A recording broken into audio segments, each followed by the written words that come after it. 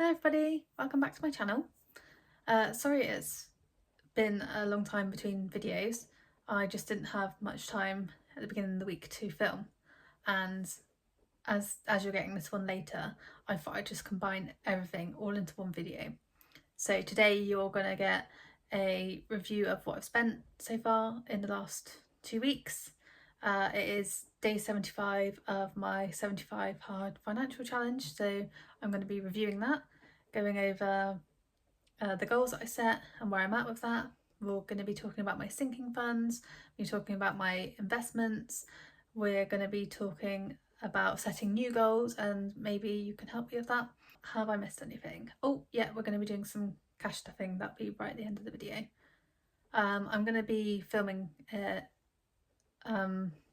the budget side of it from this angle, so let me know if you think that I do need to go back to just looking at the book. I just thought I'd change it up, and please let me know your thoughts on that. Okay, we're going to start with what I spent so far in November. So 14 days in to November, and this is what I spent so far. So beginning November, 1st of November, I put £85 into my emergency fund. My Amazon Prime bill came out of £8.99. I've spent £26.93 on petrol on that day. I put £25 into my nationwide savings account. Now, that savings account is a yearly savings account. You have to have it open to get the nationwide fairer share offer, so you need to have a minimum of £100 in there. It does get interest. I think the current rate is 6.5%, which I think is probably one of the best ones on the market at the moment. But you are limited to how much you can put in each month. So I think the maximum you can put in each month is £200. So I think it's the best one for low amounts, if that makes sense. And that particular pot I save up each year, and that pays for my car insurance because it matures around the same time that my car insurance is due. You can make free withdrawals from the pot without losing your interest rate, and if you make a fourth withdrawal, you lose the interest rate. I think it goes back to like 1%, something like that. So that's why I save £25 a month in there. I try to roll over what's left over from the year before. So I started off with £200 in there, rolled over from last time, and now added another £25. So I'm hoping by next year there will be enough in there to cover my car insurance, and if I get any additional money and I'm not putting it into any other sinking fund, I will put it into that savings pot. I had my Spotify bill come out for £11.99, my gym membership of £29.99. I do still have a credit on my gym membership, so I get a credit every time I go to the gym, and also I've got an Apple Watch, so every time I complete my goals on my Apple Watch I also get a credit on the app. It's around the £10 mark, and I'm thinking I might redeem it like this month, and then that should hopefully be in time for December's payment, because obviously December's always a spending month. I have also spent some money at Look Fantastic. I spent £41.56, and that was on my foundation and my cleanser. So the foundation is probably one of my most luxury items that I have. I use Estee Lauder's Double Wear. I think I said in one of my last videos I don't spend a lot on makeup products. The only thing I would spend a lot of money on is the Double Wear foundation. I've always had problems with my skin. I'm not sure if you can see in the light of this video, but I do get spots. I've done since I was a teenager. I've just been very unlucky, and into adulthood it's not as bad as when I was a teenager, but you know, so I don't have perfect skin, so I always feel like I have to wear a foundation with a really high coverage, and Double Wear foundation is probably one of the higher coverage foundations on the market. I mean, I can't remember the full price, but like I said, I spent £41.56. I never spend full price on the foundation. I always try and find myself a discount. I also put another £50 into my emergency fund. Hopefully I can put my emergency fund picture up there so you'll be able to see what's currently in it. I'm hoping to get it to £750 by the end of the month. We'll go into the goals later in the video, but I thought I'd mention it there. £10 into my money box account, so that is split £5 into LISA, £5 into pension, and we'll talk about the goals that I have set for those at the end towards the end of this. My TV licence came out, and that was a bit of a strange one. So I paid £9.75 direct debit. And I've not gone on and changed the direct debit. It's usually £15, and I'm not sure why it's gone down. And it's one of those things where they don't contact you, and unless you haven't paid the right amount. I've had no contact, so God knows what's happened there. I don't know if anyone else from the UK that pays a TV licence has noticed that their bill has changed. Please let me know. Sky TV, that was £27, that's gone down, so that is now just paying for the channels, not the TV. So before I was paying £75 for the TV. That's all paid off now, so that bill's gone down, which is good. My life insurance payment came out £27.74. Sky Digital for £32.50, so that covers my phone landline, but I don't even plug one in. We've got mobile phones, so we don't use that, but it's kind of one of those things that they have to give you when you get the internet. It doesn't seem to be an option to just have the internet with Sky. Maybe when I'm out of contract next time, I might look at changing providers. I think I just went with them because of the TV package at the time that I chose. I mean, I'm in contract now, I think for another 1.5 years at least, so it'll be a while before I can negotiate that again, but it's something to think about for the future. My water bill was £48. Garage payment was £119.38. So if you are first time watching this video, you may not know, we paid to rent a garage just for storage space. My other half is an electrician, and it's basically where he has space to store his tools. I mean, we have tools all over the house, in his vehicles and this garage. If anyone that has a trade, then you probably know they tend to collect tools. Paid the electric bill, and that was £130. Council tax £151. Paid rent, so I have a shared ownership house, and that was £282.10. Now, funnily enough, I did have a letter today from the housing association to say, about a year ago they wrote to me to say that the gardening company that they employ for the maintenance around the area was changing.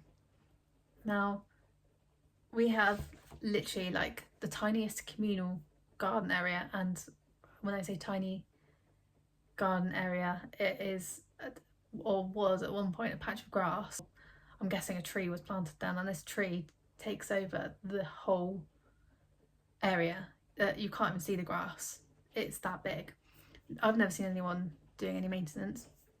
And when me and my partner first moved here, so our house is like, even though we're a mid-terrace, our house has the garden that has the pathway at the end of it.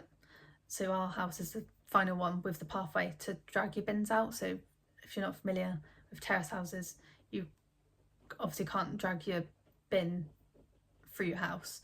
They don't expect you to do that, so they usually put like a pathway at the end of the garden that normally spans like you and your neighbour's gardens. So ours is the end one, and it was just covered in moss, to the point it's a hazard. I mean, it's come back again, but we really cleared that up the first year that we moved here. So we did that, and we've also painted a fence because it was just bare wood. There's like a fence, like a railing fence. It's not like a proper toe and groove fence. It is literally, it just looks like rails, wooden rails across along the path, and we painted it because it wasn't treated wood, it was just wood, and it's gonna rot. So we thought better do that. So other than that, we've done the maintenance that has happened. So surprisingly, we've had a letter saying, what was it? They've basically carried out an investigation to the ground maintenance, following some customer feedback. And I think it's my next door neighbour that's got onto them. I think she got onto the local MP. And I mean, she had her letter yesterday, so I kind of thought, oh, I'm going to have to start chasing it up or do something myself. But I've had a letter to say they've credited us. So we've got like compensation for the lack of, this is their words, they're compensating me for the lack of service delivery for the grounds maintenance during basically the period that I've lived here.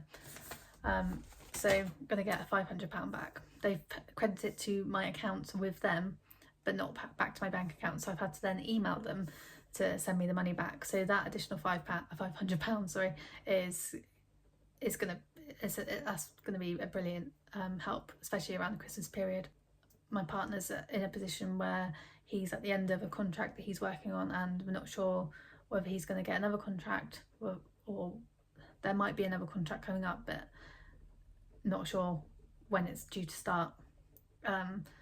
So for me to get an emergency fund sorted is going to be a real help, and that £500 will certainly top that up. Well, it's going to go beyond what I'd currently set, but we'll talk about that in a minute.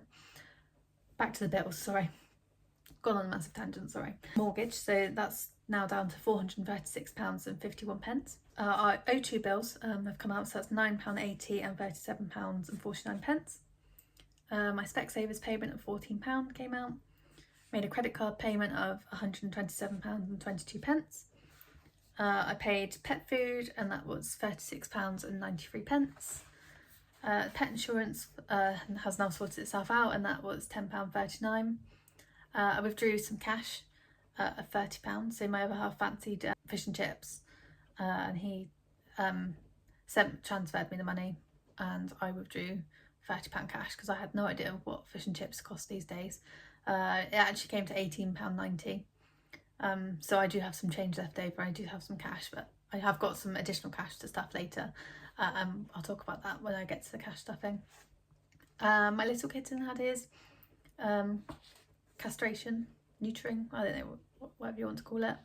I think I said in my previous video that they had quoted me £80 on the day. I literally got that on the day, and they said, oh, I'm sorry, we quoted you that, but we didn't mention that there is some optional pain relief, and your total bill, if you do take that, would be £94.54. And I thought, well, I can't, if they're suggesting that he has pain relief, I'm gonna give it to him because they obviously feel he needs it, but it is the same pain relief that my other cat has for her arthritis. So yeah, sorry, £94.54 was the total bill. So I paid that on the 6th of November. Had to top up with petrol again. I should have done a full tank earlier on, but this time I paid £32.23. There was another money box payment of £10. I did the grocery shopping. I paid £80. Bought an Everup voucher for Aldi on the Everup app. Got some cash back through that. I've still got quite a pot there actually, and I might look to take that out maybe at the end of the month. See where I'm at with sinking funds and where I might put that. But I think my pot with Everup is currently at about £45, so you know, it's nearly like a week's worth of shopping. I set up a new sinking fund, so I will talk about that now that we're on this part. I set up a new sinking fund because I have got my car MOT coming up in February. I'm going to get the car MOT'd and serviced. I mean, I think an MOT these days is about £50 and the service is about £120 odd.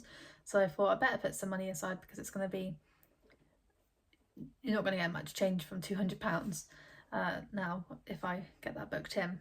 That has reminded me I do need to ring the mechanic because I think that I need to get my handbrake tightened because it's really struggling now on hills. On the 12th we ate out, me and my partner. I mean, I'd bought the voucher from Everup but I hadn't gone and done the grocery shopping, and he'd had a bit of a bad day at work and he was like, let's just go out because you're going to go and do the food shop, you'll come back and you won't want to cook. And we went out and we've spent £85.63 on a meal. And I mean, we had 3 courses, but we shared a starter, we had a main each, and then we shared a pudding. He had 1 beer, I had a Diet Coke, and then for afters actually we did have a coffee each. He had a Calypso coffee, so it had like Tia Maria in it, and I had a latte. We went to an Italian restaurant, by the way. I think that's quite expensive really for what we got, but it saved us cooking, and that's kind of like a date night for us, so how's that? And finally I spent £100 having my hair done. My hair dyed, so it dyed and cut, so that's all freshened up. Don't need to hopefully have that done until, well, I've not booked in again until February, so I've got time to save up again for that. So that will be a future sinking fund. So yeah, throughout the video I have mentioned to you about my sinking funds. I'll go back and first of all talk about the challenge that I've been doing. So if you've been following along, you'll know that I started 75 Hard Personal Finance Challenge, and that was to track everything spent, have no unplanned spending, do 15 minutes of wealth education. So I have probably found a lot of YouTubers, because my wealth education was mostly throughout this challenge, I was mostly finding YouTubers and videos that they'd made about different financial videos that they'd made, different theories, different opinions on what people are doing, and I do feel like maybe I filled my head too much with it, but I've got so many different ideas now of what I want to do going forward. I don't think that's a bad thing, and I can only test them out, can't I, for myself, and see what works for me and my goals. Sorry that I haven't finished talking about what the challenge was. There was also, I had to review the budget and had to also make one small wealth action. So my wealth actions mostly were paying into my stocks and shares ISA or emergency fund. And I'd also set myself some financial goals which weren't part of the challenge, but they are just financial goals that I wanted to keep in mind, and to kind of work towards during the challenge. So those goals were to save £1,000 of emergency fund, get my defined contribution pension up to the value of £30,000, and get my stocks and shares ISA to £1,000. Now I knew I wouldn't get, I didn't even think I'd get any of those done in the 75 days, but I wanted to make a good go of it. And I'm pleased to say that at the current time of filming, that my stocks and shares ISA is at the value of £750.77.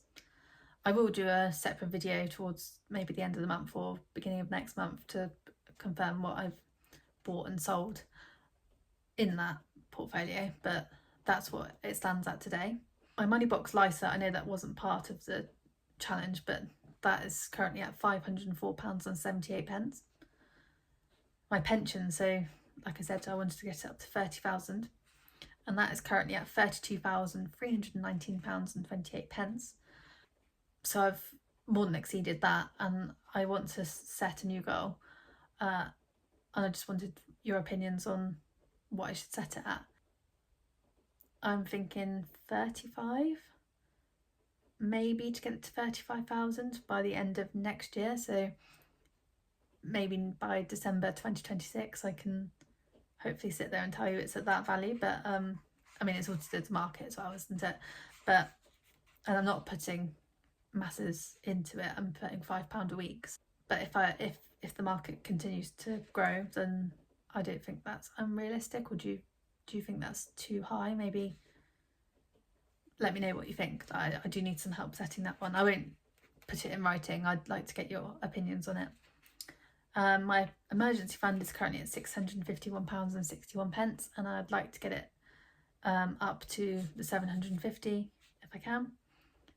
My sinking fund for my car is at £50.39. Now, actually, I should mention, with the emergency fund and the Lloyds account, I'm thinking of switching them. So I'm thinking of putting my emergency fund into the Lloyds account that I've recently opened. So I've got a Lloyds Club Saver, I think it is, because I've got an account with them that all my bills come out of.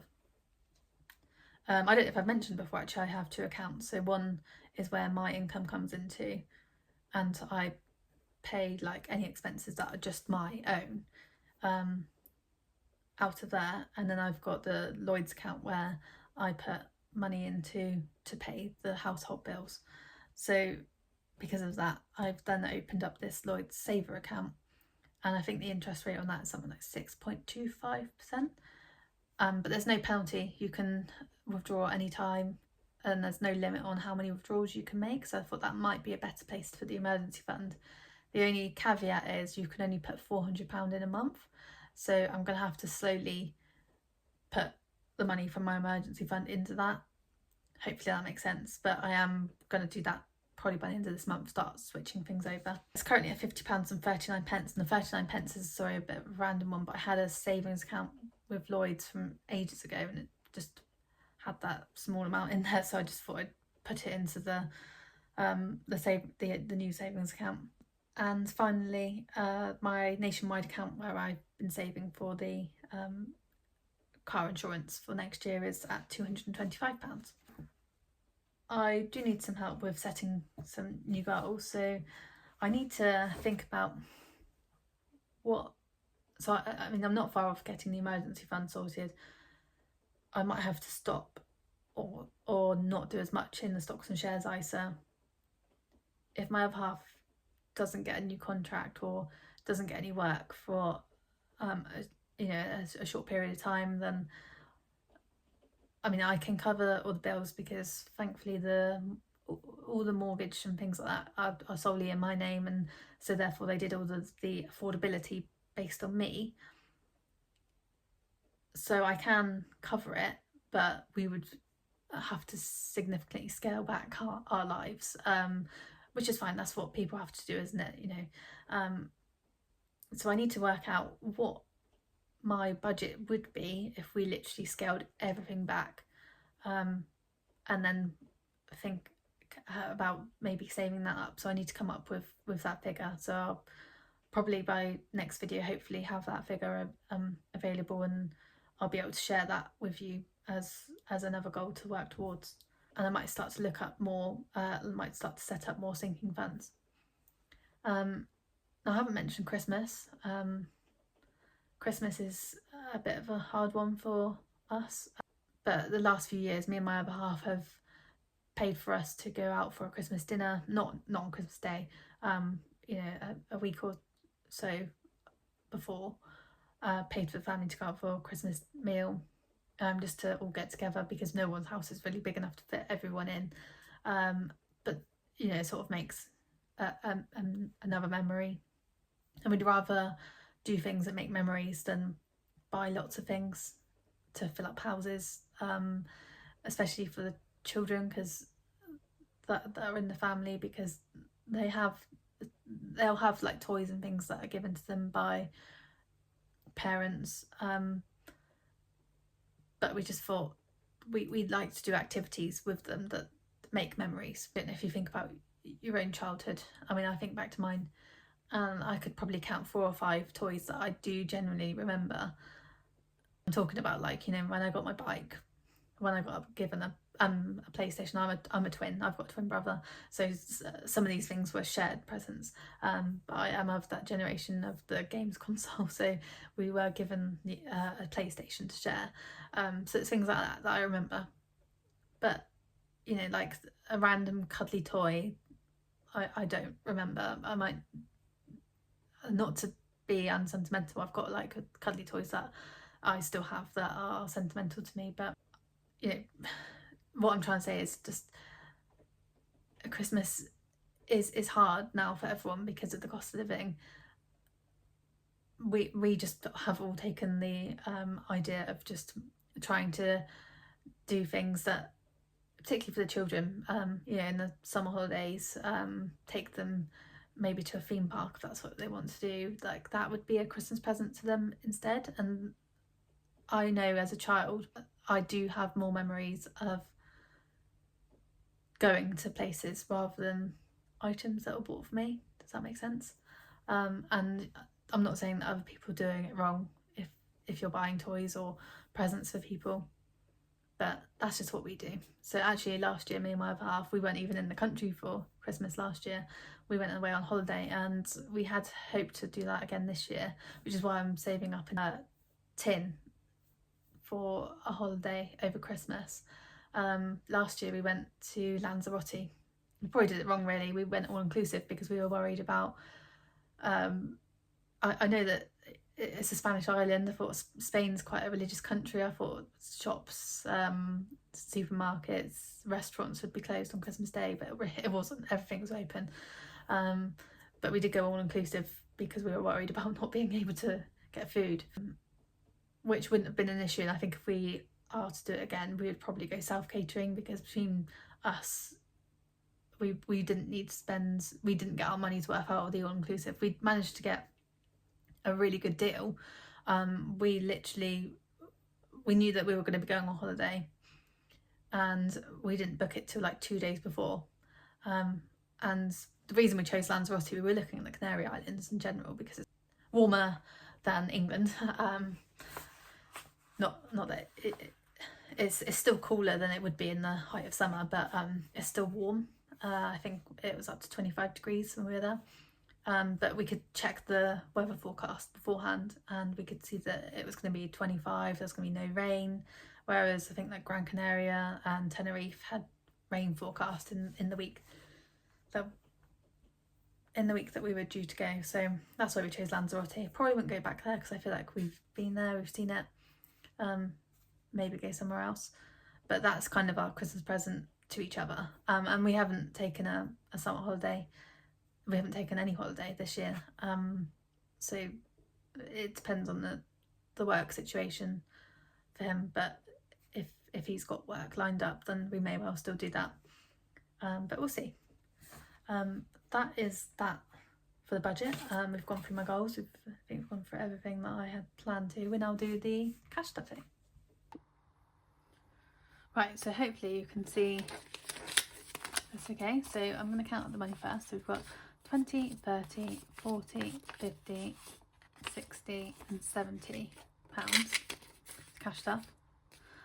So like I said, I had some change left over from getting the takeaway recently, and my other half gave me some cash, so he went to help out a friend one evening with a car. He's quite handy with a lot of things. No, it wasn't a car, it was a bike, and his friend basically gave him some cash for helping him out, because he did spend a lot of his evening there. So that's where this has come from, and it is going to go into our pot. So I will just move this over here, and we will just get out my savings challenge. So I don't think I've got these out for over a month because I've not had anything to stuff notes wise. So I don't know if you remember, we have these challenges. So we'll start with the save 100 challenge. So I've got some £5 notes here, so we've got 2 of those, so we can cross those off. We'll do that first, and I'll literally put it all into the pot. You can see that happening. That's that one. We do have a £20 note for once, but I have got a lot of 10s, so we'll do that one next. How many do I have? I can't remember. 10, 20, 30, 40, so 4 of those to go in.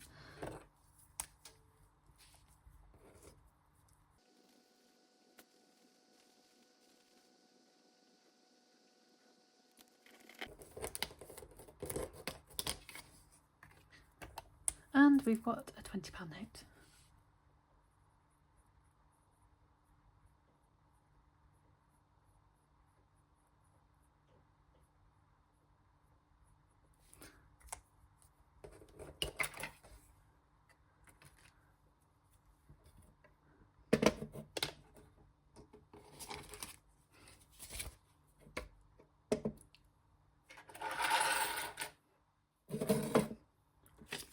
Right, so in it goes.